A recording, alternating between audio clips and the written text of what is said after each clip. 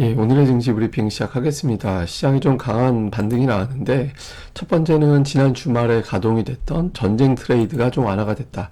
그러니까 대형주 팔고, 그 다음에 안전자산 매수하고 이런 게 나타났었는데, 오늘은 애플을 제외하고는 나머지 대형주들이 다시 복원이 되는 그런 모습이 나왔잖아요. 그리고 또 월요일에는 또 미증시가 원래 강하죠. 그러니까 이걸 보고 출발하는 우리 증시는 화요일 초반에는 좀 긍정적으로 출발할 수 있는 그런 환경이 또 만들어지는 측면이 있죠. 그러니까 일단 위험 자산으로 쏠려갔던, 아니, 위험 자산을 버리고 안전 자산으로 쏠려갔던 자금이 복귀를 하면서 금융시장이 좀 복원되는 과정이 나타났고, 이게 이제 미국도 그렇고 우리 증시도 그렇고 좀 반등하는 첫 번째 계기가 됐고요.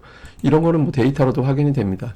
그러니까 유가 올라가는 거 걱정했었는데 중동 전쟁 이슈에도 불구하고 국제유가가 별로 안 올라가네? 안도감을 좀 주는 거고, 국채금리 올라가는 건 사실 부담되거든요. 우리 증시 돌아갈 때 저게 4.75%까지 올라갔었어요. 상당히 부담될 수 있는 사안이긴 하지만, 일단 오늘 금리가 올라간 이유는 전쟁 리스크가 완화된 것 때문에 올라간 거다. 그래서 이제 이거에 대해서는 조금 오늘은 덜 걱정을 했죠. 이거 이후에는 조금 봐야 됩니다. 그 다음에 이제 지난주에 올라갔던 금 가격이 떨어지고, 이제 위험자산이라고 할 수 있는 주식 가격은 올라가고, 그러니까 이제 지난주 금요일에 나타났던 게 정반대 현상이 나타나면서, 그러니까 복원이 되는 그런 현상이 나타난 게 오늘 지수 상승의 첫 번째 이유였고요. 또 하나는 국제유가에 대한 어떤 안정될 것이다라는 기대감이 있었거든요. 그러니까 베네수엘라에 대한 수출 제재 완화 이런 것들이 부각되고 있잖아요. 그러니까 이란도 그렇고 베네수엘라도 그렇고 이제 수출 제한 받는 나라들인데, 여기를 풀어서 원유 공급량을 늘리면 유가가 빠질 수 있는 거죠. 그리고 바이든 대통령이 또 이어서 이스라엘 간다고 하잖아요. 그리고 요르단도 간다고 하고, 그러니까 팔레스타인도 달래고 이스라엘도 달래고. 바이든은 지금 급합니다. 왜냐면 이게 보고 계신 게 미국 대통령 임기별 주식시장 등락표거든요. 보시면은 이 까만색 선이 초선, 그 다음에 파란색 선이 재선입니다. 근데 초선이 3년 차에부터 강하고 4년 차에도 강해요. 근데 재선한 대통령은 4년 차에 주식시장이 마이너스로 아예 가거든요. 근데 만약에 금융시장이 안 좋아지면, 그러니까 경제 관리를 잘못하면 재선은 물 건너가게 되는 거고, 역대 대통령, 미국 대통령 선거를 보면 경제 이슈가 있었을 때 그 대통령은 재선에 실패했었거든요. 이걸 틀어막기 위해서 굉장히 노력을 하는 거죠. 그래서 바이든이 이번에도 어쨌든 조금 해결하지 않을까? 그러니까 이런 기대감이 오늘은 적어도 작동이 됐고, 이 부분이 또 시장을 올리는데 일부 역할을 했던 것 같습니다. 특히 오늘 삼성전자, SK하이닉스가 아주 강하게 올라갔는데, 그 낸드 부분은 적자지만 D램 부분은 흑자 전환한 것 같다. 그리고 향후에 실적 개선만 남아 있다. 뭐 이런 내용들이 계속 부각이 됐고요. 또 향후에 이제 AI 때문에 이제 PC 출하량이 좀 증가되고 있는 것 같다. 그래서 계속해서 또 AI 관련된 PC가 이제 계속해서 이제 수요를 만들어낼 거기 때문에 이후에 실적은 좋아질 거야. 이렇게 평가가 되면서 두 종목이 아주 강하게 움직임이 나왔죠. 그러니까 삼성전자 같은 경우는 제가 2주 전에 이게 삼성전자는 주봉상 200주선, 반도체 주들은 반드시 200주선을 보셔야 된다라고 제가 말씀을 드리잖아요. 그래서 그때 깨버렸던 시기에 제가 이거 빠르게 복원해야 된다. 복원하지 못하면 굉장히 안 좋은 자리까지 갈 수 있다라고 말씀드렸는데, 지난주 복원, 이번 주 또 올라갔죠. 반대로 보시면 또 20주선에서 지금 저항이 되고 있거든요. 그러니까 7만 원을 바로 돌파하지 못하면 여기도 되게 시간이 더 걸릴 수도 있습니다. 하이닉스가 중요한 어떤 움직임을 보여줬고, 또 저 삼성전자가 그렇고 하이닉스 같은 경우는 이제 위를 돌파해 버렸어요. 그러면서 올해 누적 상승률이, 연간 상승률이 73% 정도까지 올라가서 연중 최고치를 돌파를 했거든요.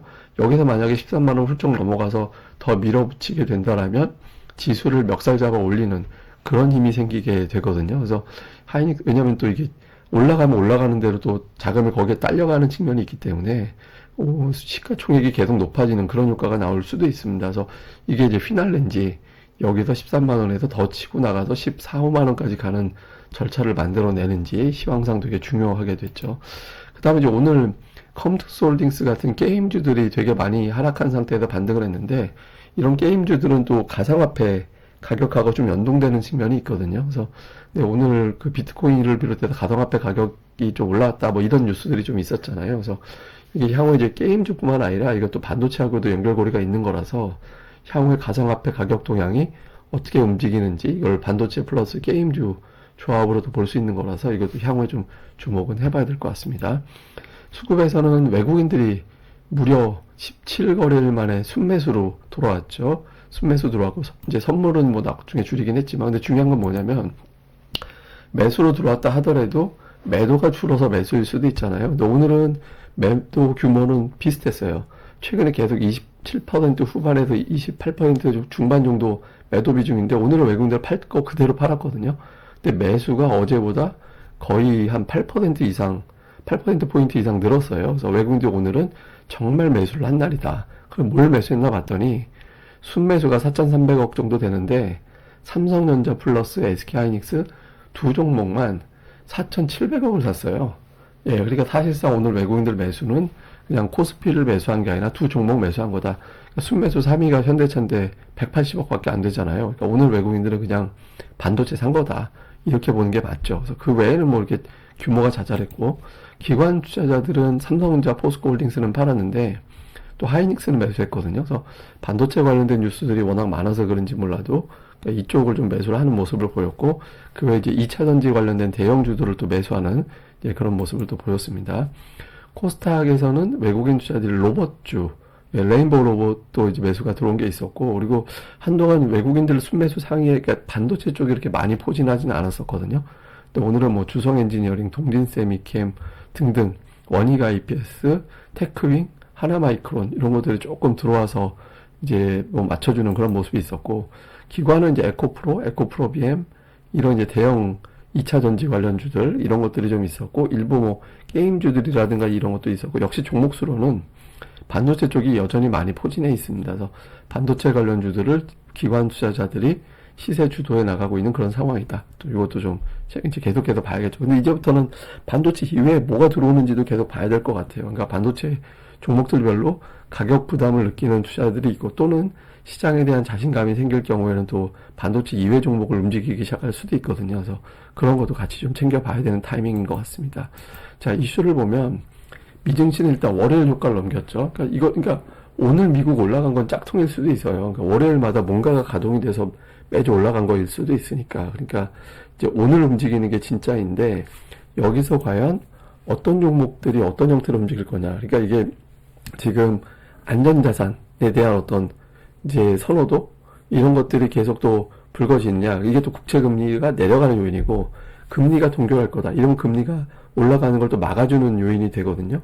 그래서 여기서 이제 국채금리가 어떻게 되느냐가 중요한데, 지금 장중에 4.75가 됐는데, 여기서 만약에 4.75에서 4.8로 가버리면 미증시가 또 여기서 깨질 수 있거든요. 그렇게 되면 또 빅테크주라든가 뭐 러셀 2000주라든가 이런 것들이 크게 또 엇갈리는 그런 모습이 나올 수 있고, 그래서 오늘 미증시가 국채금리와 함께 어떻게 움직이는지, 우리한테 제일 유리한 거는 국채금리 빠져주고 빅테크 계속 가고, 뭐 반도체 이런 우리 증시에 영향력이 큰 종목군들 있죠. 그러니까 이런 것들이 계속 가주는 흐름이 제일 좋잖아요. 그래서 그런 구도가 나오는지.